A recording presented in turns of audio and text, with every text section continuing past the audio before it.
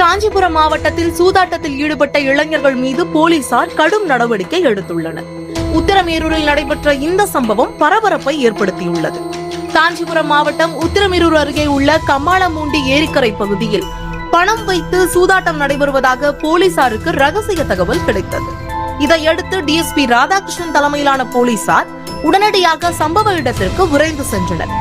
அப்போது அங்கு மங்காத்தா எனப்படும் சூதாட்டத்தில் ஈடுபட்டிருந்த 3 பேரை போலீசார் சுற்றி வளைத்து கைது செய்தனர்.